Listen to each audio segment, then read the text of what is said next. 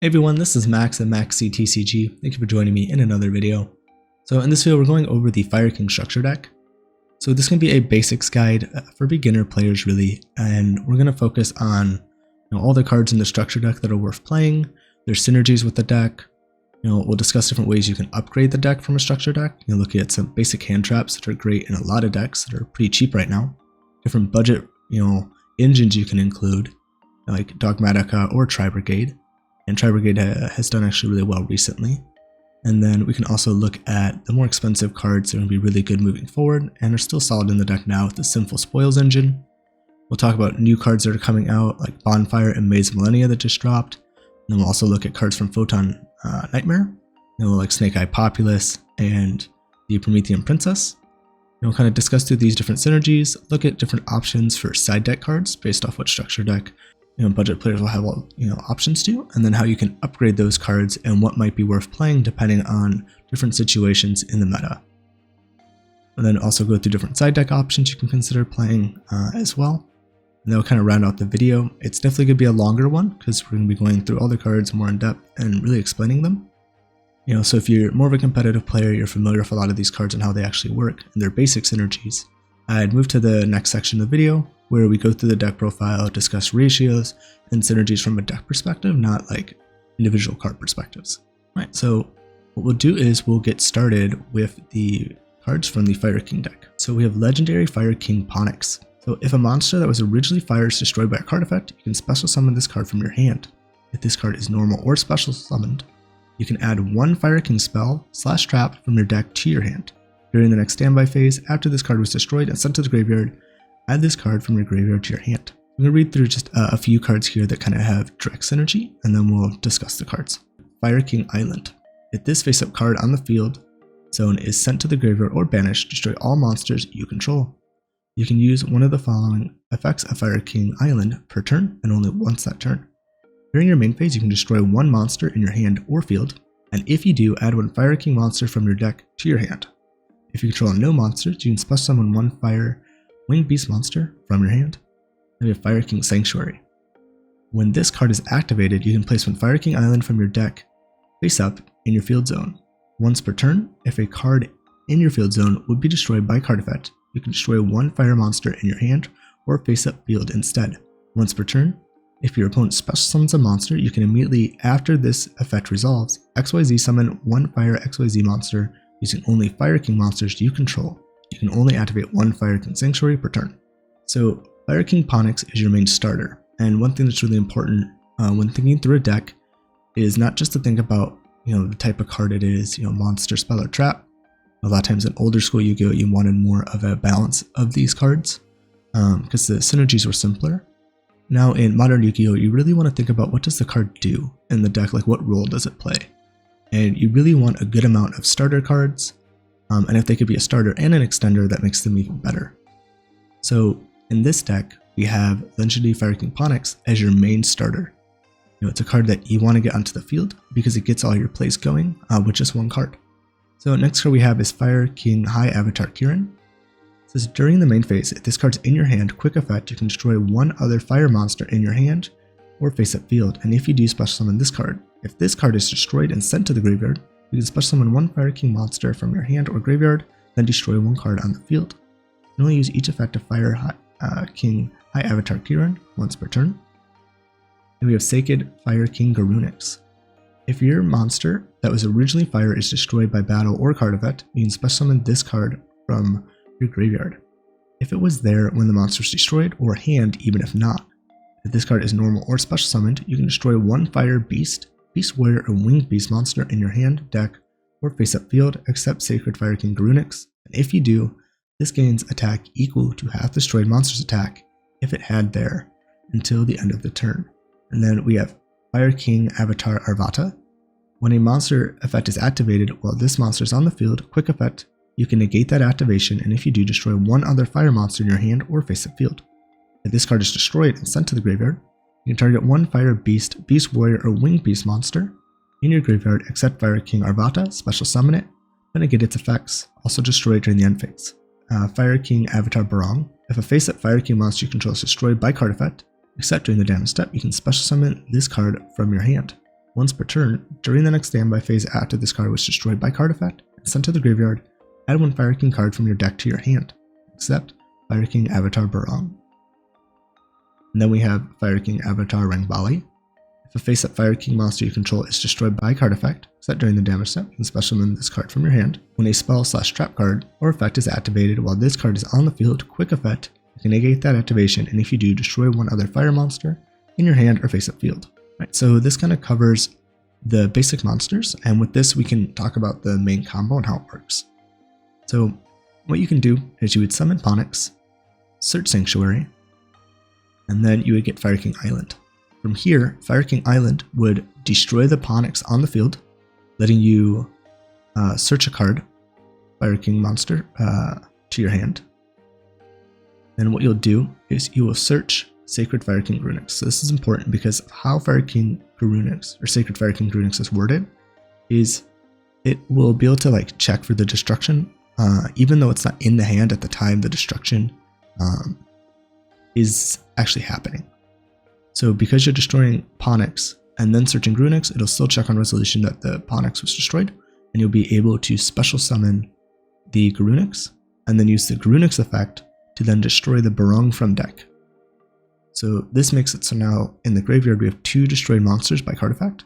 We have Barong and Ponix that will trigger during the next standby phase. So during your opponent's turn, you draw phase, standby phase, make sure you don't skip it. You can then activate Ponix to add Ponix back to your hand, so you get another recursive engine, which is nice. And then you'll be able to use Barong to search Kirin. And Kirin will, in the main phase, it can destroy 1 other fire monster, which could be Ponix in your hand, to then special summon this card. So now, during your opponent's turn, you'll have Kirin and Sacred Fire King Garunix on your field, and you'll be able to, as soon as they special summon because of Sanctuary, you could go into Garunix Eternity, Hyang of the Fire Kings, and this card can do a board wipe, so we'll cover this card real quick. If this card is XYZ summoned, you can destroy all other monsters on the field, so that's something you can do on your opponent's turn at any point when they special summon, so it's a really good interruption. It says you can detach 1 material from this card, target 1 spell or trap card on the field, destroy it, and if you do, this card gains 500 attack, so good against back row, and making this card stronger. If this card is destroyed while it has material, you can special summon 1 Fire King monster from your graveyard up to the number of materials this card had. So this is also good synergy for doing OTKs and getting a lot of damage on board. So it's a really good card for the deck. So that'll kind of cover the basic kind of synergy with the combos and how they work. Now, a couple of things to point out that's really nice. Fire King High Avatar Kirin is a great card to have in hand. So let's say your opponent tries to, you summon Ponix and they try to use an targeted effect negation. They could try to use permanence, effect failure that are all pretty popular right now. You could then destroy Ponix, sending it to the graveyard, summoning Kirin, and that will make it so Ponix dodges that effect negation and you can get your engine going.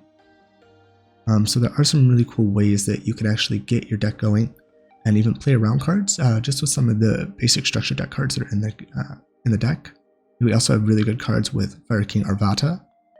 This is a really great card for being able to negate hand traps. If your opponent has an Ash Blossom, effect failure, Nibiru, if you're able to get Arvata onto the field before making any major plays, you can then destroy other fire cards you control to be able to negate those effects, which is really good. You also have Rangbali. It's similar to Arvata, but for spell and trap cards. But because Arvata can actually be used when setting up your plays, since your opponent's not really going to be able to use any spell or trap cards when you're going first, Rangbali is not as good, where Arvata is a lot stronger. And we could actually see this card getting cut as the deck evolves and we get newer cards from Phantom Nightmare. And even some people might not even be choosing to play it with more of the TCG Sinful spoil cards as well. It's still not a bad card. I think it maybe be warranted to side decking if you don't want to play it in the main deck, but still an okay card. Right, so next we'll go over some of the other Fire King cards here. We have Circle of the Fire Kings. Target 1 fire monster you control and 1 fire monster in your graveyard. Destroy that monster you control, and if you do, special summon that other monster from your graveyard. So this can be a good card for a few reasons. One, it really helps with OTKing and putting a lot of pressure on board. So like we said with the Hyang of the Fire Kings, with this Garunix monster, you're able to summon more monsters back. So you can attack with this, with it already being stronger, destroy it, summon another Fire King monster from the graveyard, then also summon even more Fire King monsters due to Garunix and get a lot of damage on board. If you already have a fire monster in graveyard, you could also use this to dodge any targeting effect negation and kind of play around cards that way. But unfortunately, unless you have something already in the grave, you can't use it immediately, so it's not as good at dodging as Kirin would be. So still a pretty versatile card I think we could see being played as a one of even in most builds as the deck evolves. Next you have Fire King Skyburn. So target any equal number of Fire King monsters you control and cards your opponent controls. Destroy them. If a Fire King card you control would be destroyed by card effect, you can banish this card from your graveyard instead. You only use one Fire King Skyburn effect per turn and only once this turn. So this is a really great card because it's a searchable card that can destroy any type of card on the field. So this is really great, especially for having an out to any pesky floodgates that your opponent might have, and that can be really beneficial to be able to get to a card like this. Again, you could also destroy your own cards, allowing to special summon more monsters and getting more damage, so it kind of works similar to Circle for that as well, and outing your opponent's monsters, spells, anything that's like a pesky card. And it also does have some protection from card effects, even though these cards want to be destroyed by card effects. Depending on maybe the timing, you don't want it destroyed. This does have an extra effect, which is already just a little bonus, which is nice. And then we have Fire Formation Tenki. So when this card's activated, you can add one level 4 or lower Beast Warrior monster from your deck to your hand.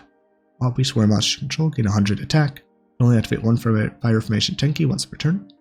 It's a nice card for being able to search out Arvata and get early access to it, which is nice. But it does play into Droll a little bit more, so it's something to consider with how popular Droll is. Maybe we'd try to get to more copies of the card itself versus searching it. So that means maybe cutting down Tenki to get to the cards you actually want to draw. This also works really well with the Tri-Brigade engine, if you're to play that, so kind of get to that when we discuss Tri-Brigade. So a pretty versatile card in the deck, and really gives you different options to go for, especially if you are playing the Tri-Brigade engine. And then it also, even in just the Fire King deck, you can get access to different cards like Rangbali if you're more worried about a spell or trap matchup, or Barong if you want, to get a follow-up search on the next turn. So there's some different options you can do with a lot of different cards you're playing. So next we're going to kind of go over some of the more defensive tech options that you could play. So I think one of the better cards in the structure deck is Torrential Tribute. And when a monster is summoned, destroy all monsters on the field. So this makes it so that way, as long as there's not a lot of cards that can negate cards in the format, Torrential Tribute isn't too bad of a card going first or second. So I could see this being a card, if you're just playing the structure deck, I'd probably play 3 of.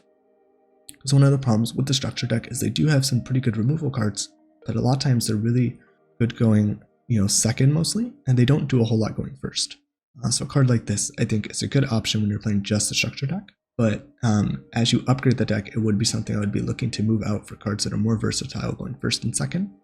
So Infinite Impermanence is a really good card for that, as well as Ash Blossom and Joyous Springs, Effect Veiler, and Nibiru. So these are really good staple hand traps that can be used in pretty much any deck. So staple cards can be anything that's really versatile and isn't really restricted to one deck. It's a really good investment because unlike buying cards for an engine, these cards you'll be able to use a lot. And right now, due to the rarity collection, I was just checking the price on these. If you were to buy all 4 of these, it'd be around $28, about the price of getting 3 structure decks, a little less. And if you already have Infinite Impermanence, since you bought the structure deck, instead of maybe buying individual cards or trading for things, the price goes down to like $18. So just, with a smaller investment, you can get cards that you'll use in a lot of decks right now, and then also really make the ceiling of your deck go up. This will give you the option to play up to 4 hand traps in the main deck. And you could also move Droll potentially out of the main deck to the side, depending on the format. So Droll also comes in the structure deck and is a really good card, but it really depends on the format. Main decking Droll can be pretty risky because it is a very good card. It can blow out a lot of decks. We'll kind of cover what it does real quick.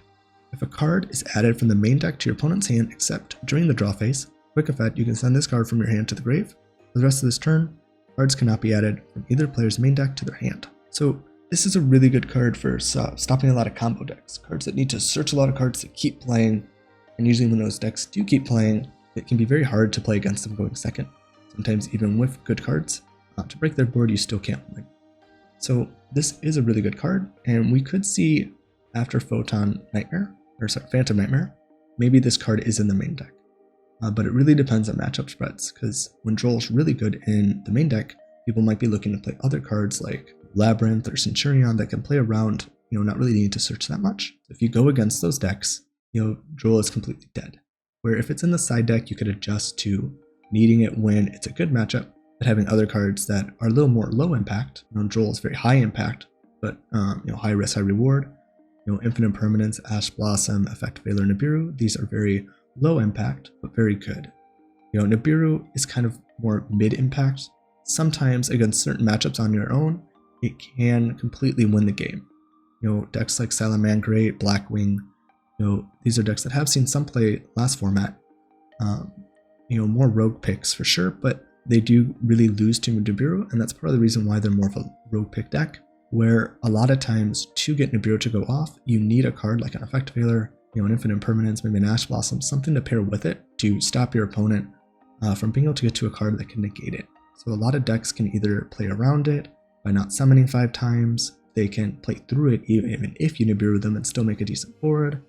They can summon a monster to negate it, so you kind of need something to generally slow them down to make them commit more to the card. So Nibiru is a really great card that you can play as well. And I would look to getting these cards sooner than later, after maybe a year, 2 years, different things, depending on how reprints work. You could see a lot of these cards go up, depending on access to the card and how good they are. We've seen Ash Blossom go from a $10 card in the past to a $30 card. For the exact same copy of the card, just due to it not being as available anymore, and then also due to its playability in the format. Now that was before Ash Blossom had as many reprints, so hopefully if they keep reprinting these cards and keeping them available, they will stay cheaper. But that's something you can't always guarantee, and it is hard because you could say, well, you should have bought it when it was cheaper, but for a newer player, they weren't in the game at that time. So if you are newer right now, this is a great time to get these staple cards. And there's other cards as well that you can pick up that are pretty cheap. Lightning Storm, Triple Tactics Talents, Dimension Shifters, Harpy Feather Dusters, DD Crows, Super Polys. There's a lot of really good staple cards that you can get really cheap right now. It'd be a really great way to boost your collection. A couple cards that are from the structure deck here. We have Coach King Giantrainer. 3 level 8 monsters. You can detach 1 material from this card, draw 1 card, and reveal it. Then if it was a monster, inflict 800 damage to your opponents. You cannot conduct the battle phase the turn you activate this effect. You can only use this effect of Coach King Giantrainer up to thrice per turn.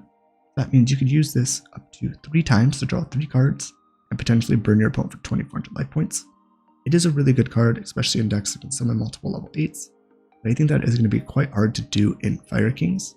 Ideally, you'll probably only ever have 2. And I think part of the reason they did this is because this was an expensive card used in Dark World. I think maybe one other deck at the most, but generally Dark World. And just due to that, it was a nice place to give it a reprint, and it kind of makes sense with its potentially being able to be used in Fire Kings. But ideally, this would be a card I would look to replace as I get other options as I upgrade the Fire King deck. The next card would be Diamond Direwolf. 2 level 4 monsters. Once per turn, you can detach 1 material from this card.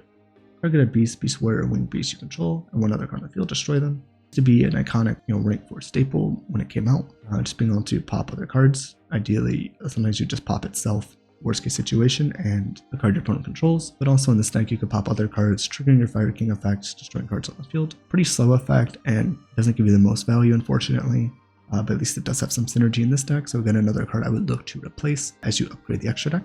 In the next video, what we're going to do is, now that hopefully all the players that are new to the deck are really caught up on the different engines and how they work, we'll look at the different decks and discuss how they work from a deck perspective, not an individual card perspective. Look at ratios, talk about the synergies a little bit more, and then after that we'll do a combo video showing you all the different combos that the different engines can do, an idea of how the deck actually plays. And then from there we'll cover the side deck patterns. Alright, well, I hope everyone enjoyed the video. I know it's a much longer one, but there'll be timestamps for everything, so that way you can easily find the information you're looking for. Make sure you like, comment, and subscribe, and I look forward to seeing you guys in the next video. See you there. And if you want to join and become a patron to support the channel because you like the content I'm making, you can find the links in my video description, about page on my YouTube channel, or my website. You can see different things that will come with each of the tiers, as well as each tier having a 7-day free trial to try it out and see if you like it before committing financially. Thank you again, and I look forward to seeing you guys in future videos.